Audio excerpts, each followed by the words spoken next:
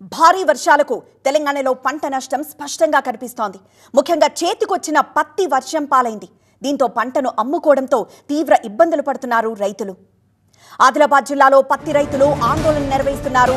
జాతీయ రహదారిని దిగ్బంధం చేశారు పత్తి రైతులు. నేరడిగొండ మండల కేంద్రంలోని NH-44 పై బైఠాయించారు.